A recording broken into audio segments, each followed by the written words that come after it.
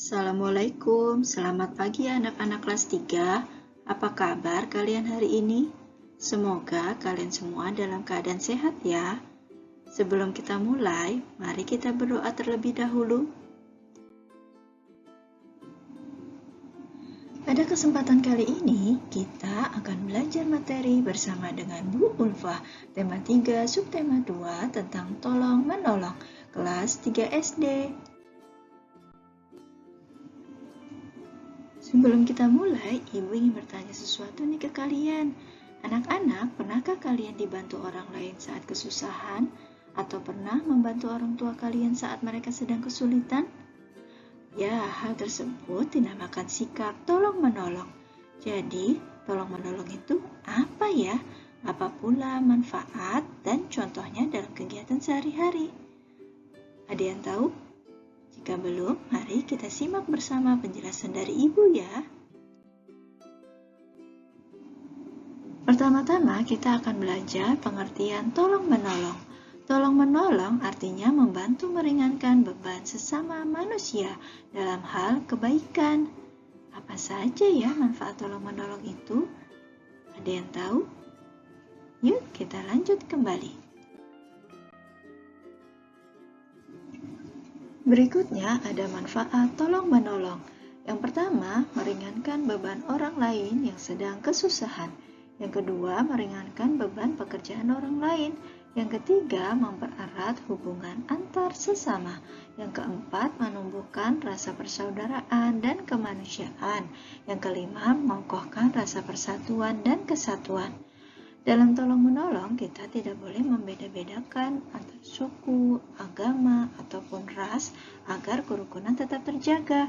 Kegiatan tolong-menolong merupakan perbuatan terpuji yang sesuai dengan pengamalan sila kedua Pancasila, yaitu dengan lambang rantai yang berbunyi kemanusiaan yang adil dan beradab.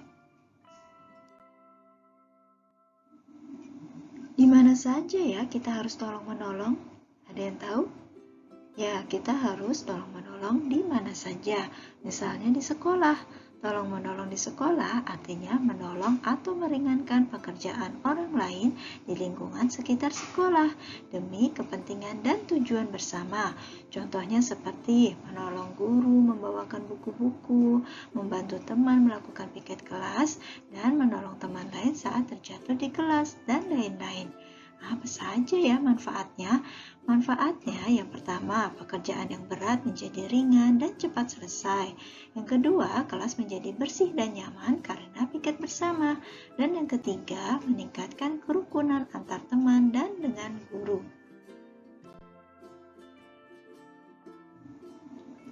Yang kedua, kita harus tolong-menolong misalnya di rumah. Tolong-menolong di rumah artinya menolong atau meringankan pekerjaan orang lain di lingkungan rumah demi kepentingan dan tujuan bersama. Contohnya seperti menolong ibu menjemur pakaian, membantu menjaga adik, dan menolong pekerjaan ayah dan ibu dalam membersihkan rumah. Manfaatnya adalah pekerjaan yang berat menjadi ringan dan cepat selesai. Rumah menjadi bersih dan nyaman dan meningkatkan kerukunan antar anggota keluarga.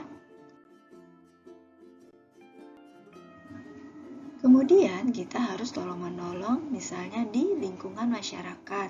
Tolong-menolong di lingkungan masyarakat artinya menolong atau meringankan pekerjaan orang lain di lingkungan masyarakat sekitar demi kepentingan dan tujuan bersama. Tolong-menolong dalam masyarakat disebut juga dengan gotong royong, yaitu salah satu wujud dari sikap tolong-menolong dengan tujuan untuk kepentingan bersama.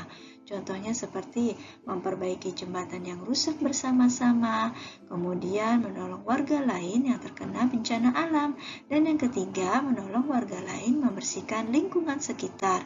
Manfaatnya adalah yang pertama menumbuhkan sikap tolong-menolong kepada sesama manusia. Yang kedua, menumbuhkan sikap tanggung jawab.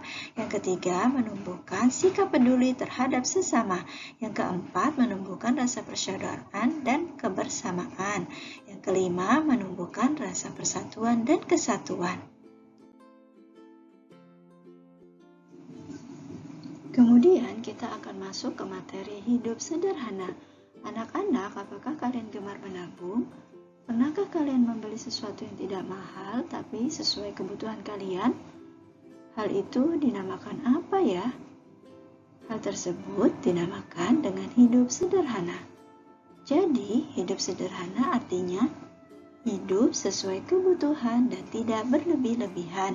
Hidup sederhana termasuk dalam pengamalan sila kelima Pancasila dengan lambang padi dan kapas yang berbunyi keadilan sosial bagi seluruh rakyat Indonesia.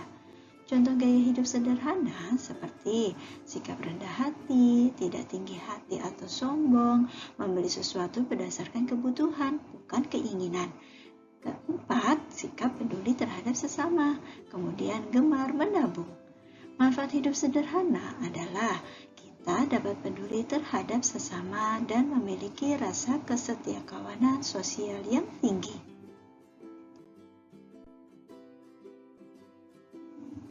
Sekian pembelajaran dari Ibu. Jaga selalu kesehatan kalian ya, dan tetap semangat belajarnya. Jika kalian suka dengan video ini, silakan like, subscribe, and share. Thanks for watching. Wassalamualaikum.